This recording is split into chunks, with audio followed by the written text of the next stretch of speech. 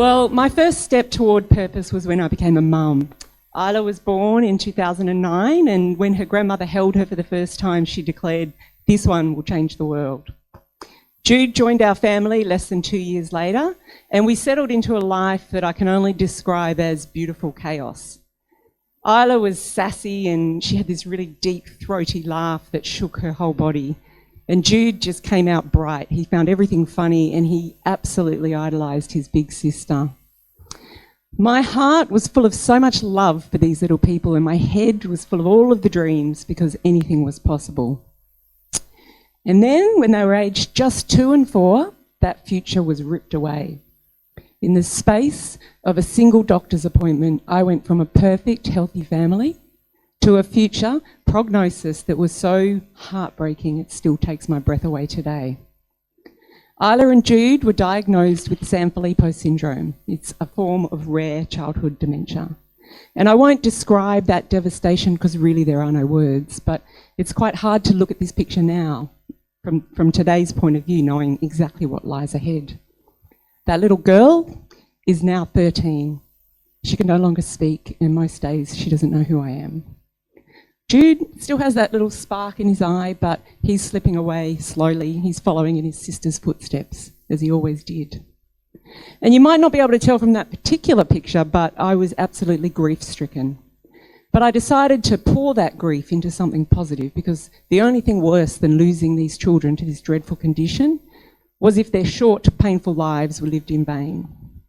So I started the Sanfilippo Children's Foundation to drive research toward treatments and cures for future generations of kids like mine. And over the years, this organisation has really helped to transform the research landscape for Sanfilippo, and it still leads that global response today. One of the projects we funded, we nicknamed The Brain in a Dish, because through the magic of stem cell re-engineering, researchers were able to grow and study brain cells of children with Sanfilippo outside of their body.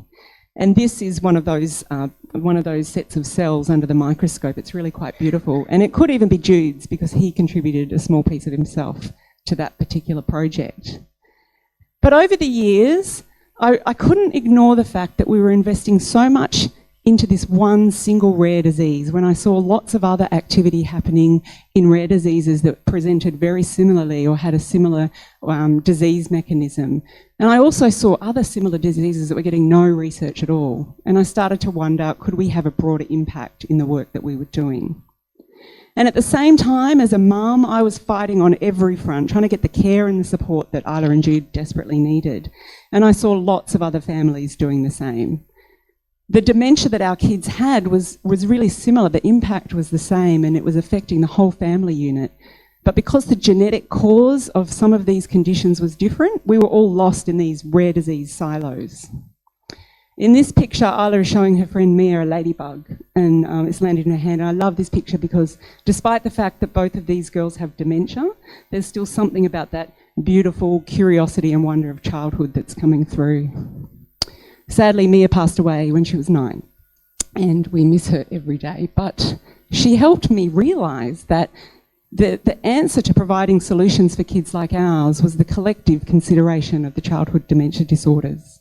After all, this approach had worked for lots of other disorders, like childhood cancer or adults with dementia. It's quite ironic that I work in childhood dementia when I've lost my train of thought. We started the Childhood Dementia Initiative, and the big problem that we had was dementia in children had been defined in academic literature, but it hadn't been quantified. So the first thing we did was commission a burden of disease study to understand the collective impact. And we were all very surprised and shocked by the results. 1 in 2,800 children are born with a condition that will lead to dementia. Today, around the world, there are 700,000 children and young adults living with dementia, and 1 dies every 11 minutes. It's a similar death rate to children with cancer. Now, this picture was drawn by Holly, a 6-year-old girl with a childhood dementia disorder, and it's a beautiful symbol of hope and a precious piece of art that one day will remind her mother of all of the things that she could once do. So it's a very precious thing. And childhood dementia, it's a global problem that needs a global solution. I recently met Sophia, an 11-year-old living in Glasgow. We met in the park this rainy day, and it was really interesting to hear her family's experience and realise that their challenges are the same as ours, because no matter where you live in the world, if you have a child with dementia, you need treatments and cures, you need equitable access to health and social care, and we need childhood dementia to be a global health priority. And so we're continuing the work at Childhood Dementia Initiative because we're leading the way globally here in Australia, but we're also looking at ways that we can scale our model and have a global impact. And every day I'm reminded of my purpose, and that is to fight for children with dementia, because childhood and dementia are two words that should never go together. Thank you.